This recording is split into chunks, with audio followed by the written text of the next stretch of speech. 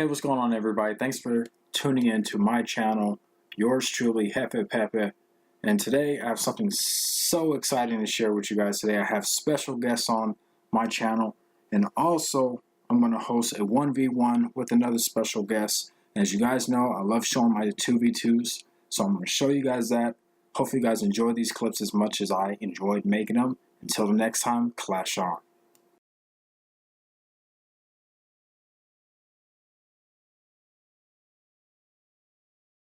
Showtime!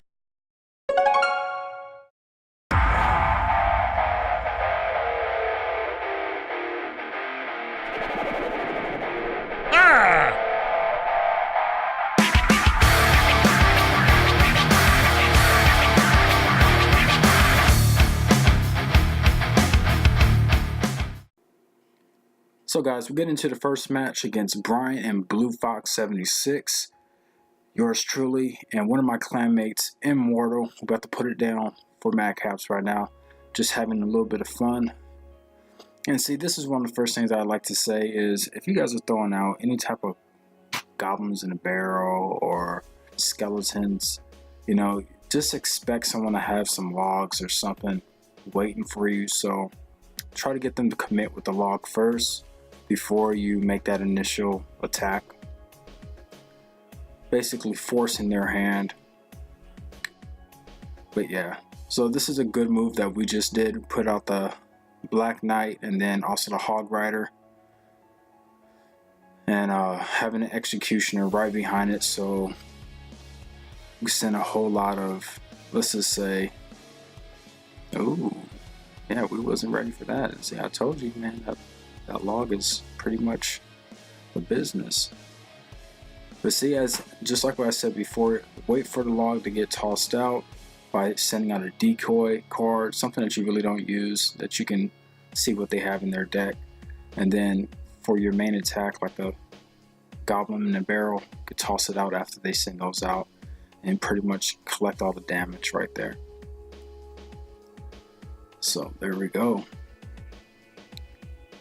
So just like what I discussed in my other films, when it comes to using the Electro Tower or the Infernal Tower, it's great as a defense if you use it as a decoy or as a backup to support your troops when you cross the line. So pretty much you're going to see how it goes down. We're going to attack the other side so we can weaker both of the towers down as quickly as we can, and also take their mind off the other side. So it's kind of like a flip-flop effect. And the last thing that you want to do is throw a bunch of your cards all in at one time, where, waiting for that, yeah, you didn't have it. See, you didn't even make it in rotation. But the worst thing that you guys can do to yourselves is put all your cards in a rush all together like that, because the best thing that's going to come out of that is someone sending out a fireball or one of those big missiles or something that's going to destroy a large amount of your troops. So just be aware of that, and don't give them any points when it comes to that. See, I like how they use the Electro Wizard at the end, because they knew that one way or another the ice is going to come. And there we go, there we have it.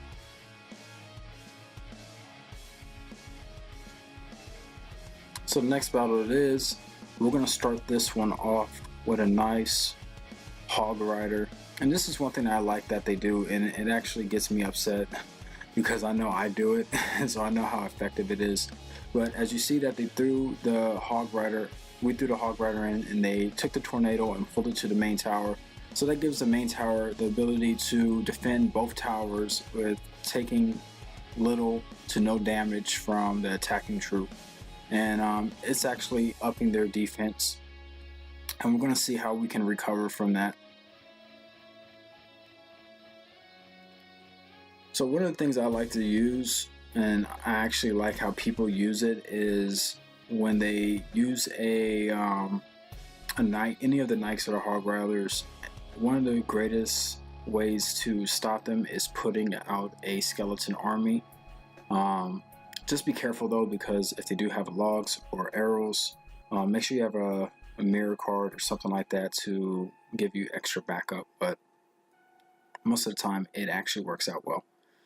So here's another Nemesis card that I like to say Nemesis, and it's the Sparky, for this reason being that if you use it the correct way, you can actually get a lot of damage. And one of the ways I like to use it, and they try to use it but it was a little too late, is use a tornado to bring everybody together and let the Sparky do what it does. So now we have our other win, 2 in a row. Let's see how the other one goes. So we're going into this third match. This is one thing that me and my clanmates like to do, is to see how far we can go without losing. And yeah, here it is. So as you see, Immortal, he threw out the goblins in the barrel. He sent out the skeleton army to force our hands to see what we're going to have to defend, and then they use the arrows just like how you should to take out all the smaller miniature goblins or skeletons and the princess. But nothing can really stop when you use the Inferno the correct way. Just like how you see the P.E.K.K.A just got destroyed by the Inferno as he was walking up while being distracted, getting attacked by the tower itself. Now, if you guys are looking to take out the Inferno towers or anything that is a tower form, besides the bomber tower, skeleton army is the way to go. If not, you can use the goblins. They deliver more of a punch, let's just say. And yeah, you'll pretty much take it down very quickly unless they have a zap to follow it up and protect the tower.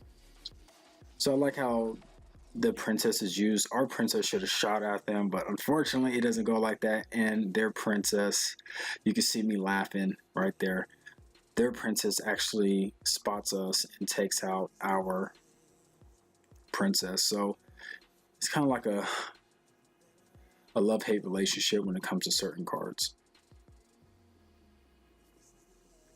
And there we go. That's how we used Electro Wizard as a defense.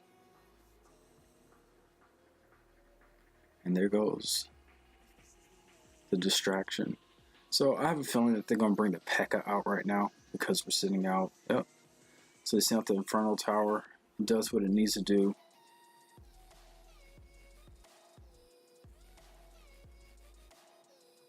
Ooh. There we go. It didn't work out as well as we planned, but we still got their tower down good a number of points.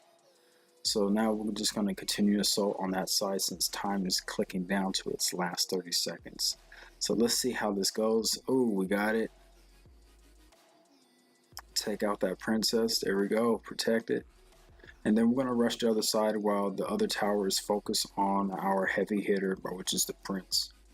And then we're going to capitalize, take another tower within the last 20 seconds. And then eventually you're going to see what happens right here. Last 10 seconds, we take the full crown. So that's how you utilize and abuse certain little decks. Hopefully you guys enjoyed that one. So now we're going to go over to a random CR7 Beast versus the Destructor, and whoever that other guy is. Looked like he just threw whatever out there.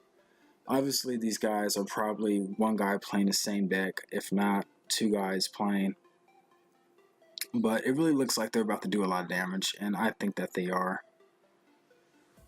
So they took down two towers actually within the first 20 seconds to 30 seconds. And we're going to see how this really goes for us because, you know, things do go a little ham. Is this what I think it's going to be? Okay. So one thing that you can do is when you guys have enough cards going over to one tower, you guys can, oh, there goes the comeback. One thing that you guys can do is utilize the tornado to draw cards to the other side of the field. I'm sure most of you guys have tried that, but it's a good defensive move, especially if you need just a couple more hits on the next tower. So going into our special guest, one of the special guests, I actually like this match a really lot, so I just decided to host it on the channel, and it's one of our clanmates, AsVPxRecon and Jeremy. Jeremy is a random, by the way, versus two other guys. I can't really read it from this angle, but I actually really like this match, and I think it corresponds with the match I just showed. But it goes about just not giving up, guys, and just really pushing and playing your cards right. As you see, they rushed it with a heavy deck, and they actually had a good defense to go about it. And their main tower practically went almost all the way down. I think it's up to like 656 or something like that. And here they go again. They're gonna try to do what they do. Send out the Mega Knight. Oh, they reversed it. Now it looks like, oh, this is nasty. A double Mega Knight patrol.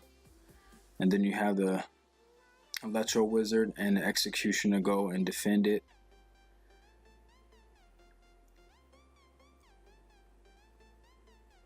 Oh man, that was the last thing that they wanted to do. So when it comes to using a Lumberjack, I don't have him yet, but I've seen so many ways of using him, and I just have my own ideas on how to use him. But man, the Lumberjack is pretty awesome. Pretty awesome. They're trying to take him down to 6 seconds. Ooh. How do you do that? Take it down to 6. So guys, we're into one of our few matches for this video. But I just want to introduce DB and OneWheeler. This team right here, they're part of our clan, and they're like the dynamic duo of our clan. They're pretty awesome. But I just want to express just certain things that is going on in this gameplay, and hopefully this can benefit you guys as far as in anybody that's looking into putting or using the princess in their future deck, or by any deck, or curious on how to use her. This is a good video to take notes on. And then also checking out how to utilize the balloon. Now the princess is actually one of the, I could arguably say, one of the best cards to have in your deck, because she's good for distractions and good for protecting and attacking at the same time. Now, one thing that I want to stress out is just like how if you guys looked at that left side, they utilized the balloon. It floats so elegantly, but when you put the rage on it, it gets like maximum damage. You're going to see what they do again on the right side like they did on the left side. They used the balloon and then they followed it with the rage, and I mean, I can't say it enough. Now, as they're rushing, coming in, the last thing that they expect to happen is about to go down, but they're always focused on where the main cards are at. Now they're going to rush, and they leave it open where they're able to put that Musketeer in at the right time, and they just took the match. Now, this is another player that's in our clan, and his name is Rick. Now, I utilize this video for numerous reasons, and you're going to see why, but I'm going to start off with the first one. And like I spoke on some of my previous videos before and showed in my previous videos, is how to use the meat shield. They pretty much utilize the meat shield of the Lava Hound, and they follow it with the minions or something else, by which brings them, you know, success, and which brings him success in this battle. Now, one thing I find very unique, you're gonna see right here, the Lava Hound, here he goes, he attacks it, the minions. Now he puts the balloon is being protected by the Lava Hound spirits, or whatever you call that, and it just does damage. Like, it's pretty awesome how they did that. But what I find really unique, look, they're gonna do it again. They're gonna do it again. Here it comes. Here it comes. How's he gonna defend it? Oh, that Frontal Dragon was putting in work though. But one thing I like how they did is that they rushed this other side, and what looks like it was a loss, it became a win. So if you guys are looking to use meat shields, that's a good way to use it. So going into our next match, it's going to be a very unique match because this is something, by the way, it's yours truly, and I'm with a couple of randoms, but this is something that I like to use. Always use the skeleton, giant skeleton, and I use it mainly for just a bomb, nothing else, because when I'm rushing, they're going to put down all their cards down, and they're just going to, you know, do what they do and blow everything up. Now, one of the things I like to express is for the guys who come across players who have used the skeleton graveyard and the freeze, if you use it the right way, guys, you guys will be able to maximize your efforts with those cards, and you guys will see success in your 1v1s or your 2v2s. Now, the way how they played this, I actually like how they played that one. They used Elite Barbarians with the Electro Wizard, because Electro Wizard, when you're nearby, he actually shocks you and stops delivering hits towards the tower or a certain opponent. So it just keeps attacking. Now, there we go. We froze it, put rage on it, and like a zombie apocalypse or zombie horde, you pretty much took down the main. So guys, we're going to start this match off pretty quickly, and one thing that I noticed that a lot of people use, they use the Lava Hounds behind any of the rushing cards. And then also, just like what we spoke about in the previous match, when it comes to using a meat shield and using an attacking card right behind it or defending card right behind it, you can get a lot of success from it. Now, they started off with a giant and a Lava Hound. It didn't work out so well, but they also used another technique that I enjoy using, and it's attacking the tower with a main pusher and then following it with a graveyard to keep the tower or to keep the castle distracted. And they pretty much took our tower down with the ease right there. Now, as we look a little further into this match, you're going to see that was a good defense when it came to Electric Wizard, but you're going to see what happens. Just like what I was saying, having the meat shield right there, and it's just sitting back with the dragon, the baby dragon, just taking everything. And it made us forget all about the right side, by which if we didn't pay attention to that balloon, it could have took our small castle, and they're going to try to rush it again, putting that meat shield up. But one thing that they wasn't prepared was the freeze and the big distraction when it came to the graveyard. So this is the last match for this video. Hope you guys liked everything so far. I'm just going to talk about how and where to use the executioner and the hunter, and also where to place your towers at. So as you guys are going to see, they're going to put down the hunter as a defense or the executioner, and they're going to follow it with a castle or tower attacking card like Hog Rider. Another card that you can use is a prince or a dark prince. Now, it's all about timing and where to place your executioner or your hunter, so it has just enough space where it's able to attack everything that is attacking your charging card. Now, if you guys are playing against a great defending opponent, then be aware that you might just have to flank the other side when it comes to 2v2s, or if you want to try this in a 1v1. Now, when it comes to placing your tower, where they place their tower at, directly in the center of the field, is the best spot you could place one at, because it defends both lanes that goes to the smaller castles, and it redirects your opponent attacking cards. Now, where they're about to place it right here is the worst spot, because it now leaves your towers or your castles vulnerable for being taken over, like you just seen right here. And And just simple mistakes like that, you can lose matches. So if you liked any tips or tricks I shared in this video, go ahead and like, subscribe, and share. Thanks for watching, everybody. Hey.